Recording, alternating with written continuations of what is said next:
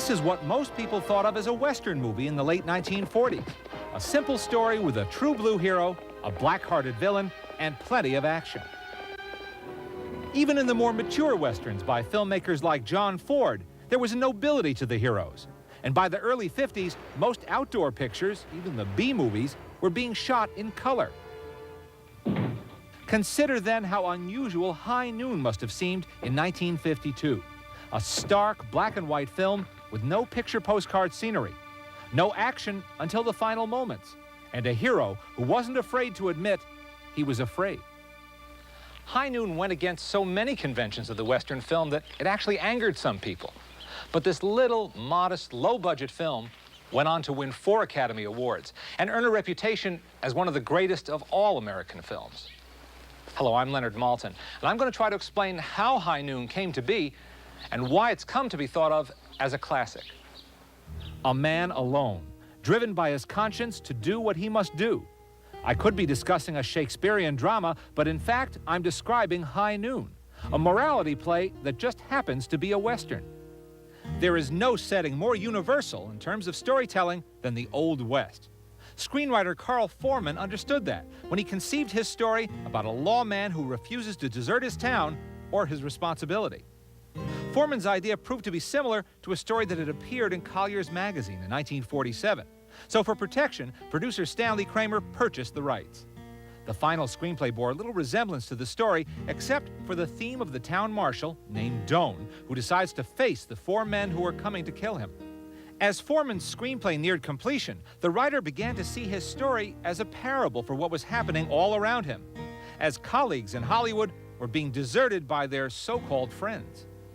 High Noon was made in the midst of the congressional investigations into the so-called Red Menace in Hollywood. Communist sympathizers, both real and imagined, were being hounded and exposed.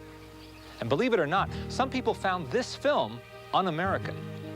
The fact that the screenwriter, Carl Foreman, had been an unfriendly witness before the House Un-American Activities Committee didn't help. High Noon's producer, Stanley Kramer, remembers what it was like when the movie opened. We were picketed by every kind of group in the world, from the Ku Klux Klan to the All-American Activities Committee, or whatever they called it. I think that you stand for what you are. The picture is there. Is it moral? Yes. The marshal leaves the town because the town did not stand behind him against the people who entered. So it's moral. Is it American? I think so. It's a part of the Old West. Is it something that you can truthfully back with your feelings, your emotions, your morals? I did, and I believe in it. Kramer didn't see High Noon as a political picture. Neither did the man he chose to direct the film. Viennese-born Fred Zinnemann had graduated from short subjects and grade B movies to top-drawer feature films in the late 1940s. I had a 3-picture contract with Stanley Kramer's company. The other pictures were The Men and A Member of the Wedding. And I was offered High Noon, and naturally I jumped at it because the script was excellent. There was a first draft script by Carl Foreman with the help of Kramer, which was first class. So I said yes, by all means. Some people said, how can a Viennese director do a Western? Well, it wasn't all that difficult, really, with people like Cooper and a few others. Zinnemann was always attracted to stories about people facing a crisis of conscience. But like the visual storyteller he is, when he first thought about High Noon, he latched onto one potent image. I saw those tracks, the railroad tracks, that static shot where nothing moves. Became very important to me. Not to show anything specific about the threat and see the heavies strutting around or anything. Zinnemann's background in low-budget movie making came in handy on High Noon because this film was made for $730,000, a low figure for a major league movie even in the early 50s. The film was shot in just 28 days, and the markings in the director's shooting script show the kind of detail he tried to inject into the picture, in spite of its grueling production pace. Zinnemann didn't want to miss any nuances in Carl Foreman's script. from showing Marshal Will Kane's reluctance to retire his badge after the wedding, to adding realistic details that might add to the credibility of the story. Zinnemann's main visual collaborator was cinematographer Floyd Crosby. Together, they decided to avoid the pretty look most people associated with Westerns. This film would have no beautiful cloud-filled skies. Instead, it would look stark, arid, real, as if it were a documentary or a newsreel. The late Floyd Crosby's son, rock star David Crosby, remembers his father's work on High Noon with pride. He was very proud of it. He really loved it. You know, and not that he would have told you that, but he was very proud of it, and he was very proud of working with Fred. He loved Fred Zinnemann. He had been friends with Fred Zinnemann since Fred came to America. He had befriended him early on when Fred was still learning English, and they were very good friends. And so it was a tremendous opportunity, you know, for him to work with the best people and do, you know, what he felt was a really quality piece of work. And he was just, I know he was very happy about it.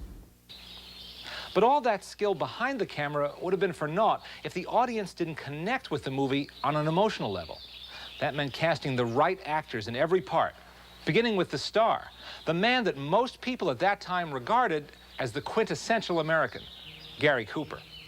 The tall man from Montana had no formal training as an actor, but that didn't stop him from becoming one of the greatest stars in movie history, and one of the most persuasive screen actors of all time. He loomed large on-screen and off, as his High Noon co-star Lloyd Bridges recalls. I loved the man before I saw him, and I think I loved him even more after I talked with Coop, because he was such a down-to-earth, simple, no airs of any kind. He was what you saw on that screen. More than one director has said that in person, Cooper's performances seemed dull, almost invisible, until they saw them on the screen. Okay, let's get down to business. You want me to stick, you put the word in for me like I said. Sure, I want you to stick, but I'm not buying it. It's got to be up to you. He made it so easy. Matter of fact, most of the time I was working with him, I didn't feel he was on camera, you know. When we had our first scene, I thought, my God, is this it? Is that going to be a print? It was a print, all right, and he was magnificent up there, yeah. Grace Kelly was virtually unknown when she was chosen to play Cooper's bride in the film. She'd only been in one other picture, in a small role, when Stanley Kramer went to see her in an off-Broadway play. I met her and signed her when I met her, or determined to. And that was it. There was no great discovery or anything. I don't know why Grace Kelly didn't achieve under our banner what she achieved later. She became a vital, tremendous, active star. In our film, she was known as the young lady who came through very well opposite Cooper, period. Director Zinnemann agreed that she had the right look for the part, but he worried that people might question the age difference between her and Cooper. No one did. Equally unknown to American moviegoers at that time was Mexican actress Katie Jurado. But like Kelly, she made a strong impression in this film and established herself overnight. The cast was fleshed out with veteran character actors like Otto Kruger as the opportunistic judge, and Oscar winner Thomas Mitchell as the level-headed mayor. The film was also a showcase for young character players like Harry Morgan, in one of his slimiest parts, and Robert Wilkie, who was in the process of establishing himself as a potent screen villain. Notes in Fred Zinnemann's copy of the script indicate some of the casting possibilities that were considered. For the part of Frank Miller's brother that went to young Sheb Wooley, such other up-and-comers as Hugh O'Brien, Peter Graves, and Fess Parker were considered. And for the part of Mart Howe, Lon Chaney won out over other actors because, apparently, the director was struck by his flat voice.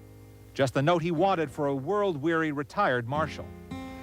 People gotta talk themselves into law and order before they do anything about it.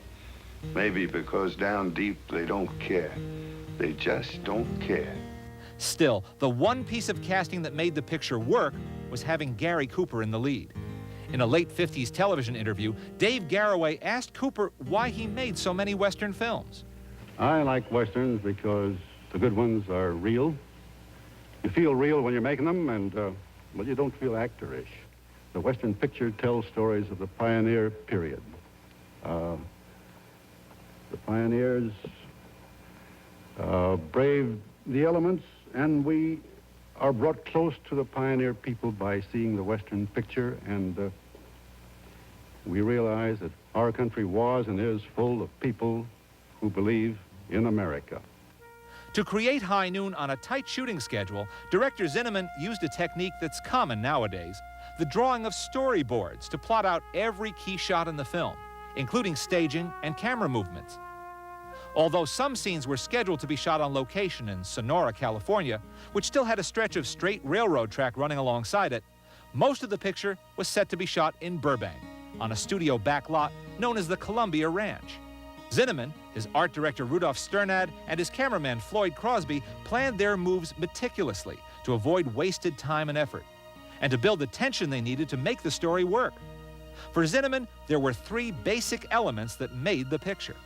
The first element was the threat, which was shown by the railroad tracks that lead across the horizon, and you never see the evil, but you know it's going to come from there.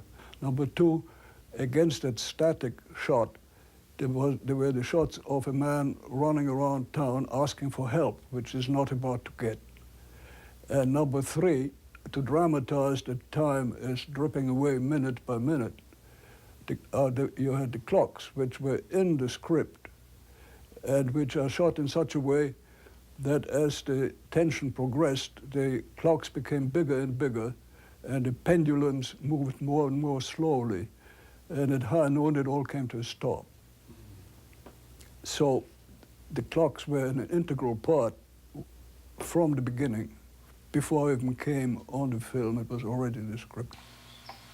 The use of clocks is one of the most interesting aspects of High Noon, because unlike most movies, the story unfolds in just about the length of time it takes to watch. Now, on occasion, Zinnemann manipulates time, but the emotions we feel are as real as the tension felt by the characters as that clock ticks away the minutes toward high noon.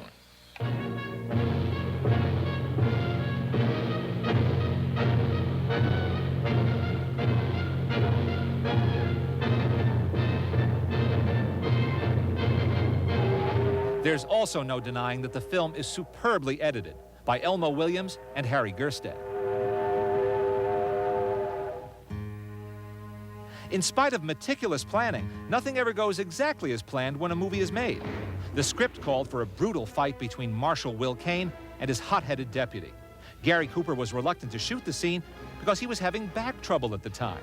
But he was finally persuaded to do it. My son Bo was about 6 years old at the time, and he'd heard about this fight, and of course wanted to see it. So there was a hayloft up above where we were going to fight. So before we started the rehearsal, I snuck him up there and with his mother, and the scene ends with Cooper dousing with this big pail of water, and that was just too much for Bo. He burst out laughing, ruined the take, and we had to do it all over again. But to show what a great guy Coop was, the next day, he had us join him for dinner. He was a sweet man. The director got his shot, and the actor saved his relationship with the star. But on another occasion, the film almost lost both its director and its cameraman. We needed a shot of the train approaching and stopping right in front of the camera. And to get the right angle, we were lying absolutely flat between the two rails with the camera down on the ground. And the train was on a straight line about a mile away, and I gave the signal to start, and on it came. It looked beautiful. And then he let out some white smoke, and that looked great. Then he let out some black smoke, which looked even better. But what we didn't know was it was a signal that his brakes were failing. So we didn't know, so we kept on shooting, and it's coming closer and closer with the black smoke. And I don't know, some people, when it's really life or death, everything slows down. It's a very curious psychological thing. But suddenly, I saw it almost in slow motion. The cameraman grabbing the camera like that, and then trying to pull it out of the way, and then a hook on a tripod hooked on the rail and the camera fell down. And the train went whoomp very fast, right across, and left. And then I looked and I saw the cameraman standing and looking down at it, and the camera was smashed. But the magazine was intact, and the shot is in the picture, the black smoke. With no loss of life or film, production continued, and within a month, shooting was complete. The film then retired to an editing room, where first Zinnemann, then Kramer tried to shape and perfect the story. In the editing process, an entire subplot was dropped.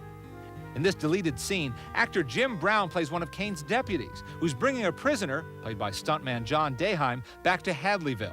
Kramer and his director now felt that these scenes, shot for insurance, lessened rather than heightened the intended suspense. A comic relief scene involving town drunk Jack Elam was also abandoned. Meanwhile, Stanley Kramer was in the process of starting a new company and going to work for legendary Columbia Pictures boss Harry Cohn. Cohn expressed interest in seeing Kramer's unfinished High Noon, but Kramer put him off. He didn't think Cohn would like it, but one weekend, Cohn simply borrowed the print without Kramer's knowledge. Well, I went in Monday morning, stormed into his office where he sat, surrounded by the Oscars, past replicas of all the Oscars. I said, Harry, that stinks. How dare you take a film which isn't a Columbia film, as a United Artists film, and take it and run it without my permission? He said, oh, come on, kiddo, don't make a big fuss. Listen to the kid, he said to somebody in the office. He said, what difference does it make? So I ran it. It's a piece of junk anyhow. Well, it was High Noon, and he made a mistake, a big one. Now, in fairness to Harry Cohn, the print that he saw of High Noon was missing one crucial element: music. You don't have to be an expert to know how much music can add to a movie, but in this case, the music was so unusual, so revolutionary, in fact, for its time, that it added a whole dimension to the picture. Here's what I mean. Most movies of the 1950s opened with a fanfare, a big orchestra. Here's what you heard at the beginning of High Noon. It was the versatile film composer Dmitri Tiomkin who wrote this song and devised this presentation, as spare and low-key as the film itself. Ned Washington's lyrics turned the story of the film into a ballad, which presaged the trend of title songs in the 50s and 60s, but more importantly, added resonance to the film.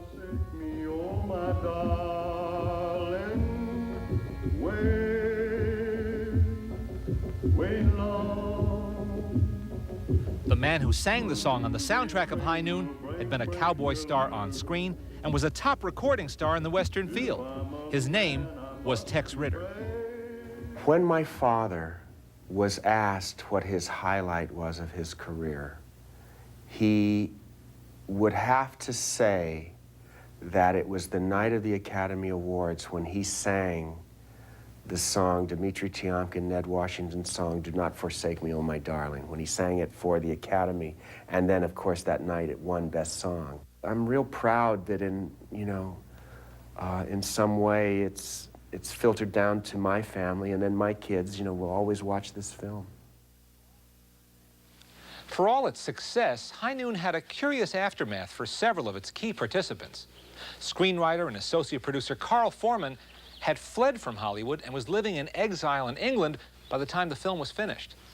And others suffered too during this terrible period of blacklisting. I thought after I did High Noon that my future would be pretty rosy, but anyone who was sort of liberal in those days or wanting to do anything about improving humanity kind of suffered. It was a terrible period, and I was a part of an organization called the Actors Lab, and there apparently were quite a few communists in that organization. So I suppose that was one of the reasons why I was put on the list. Didn't work for several years.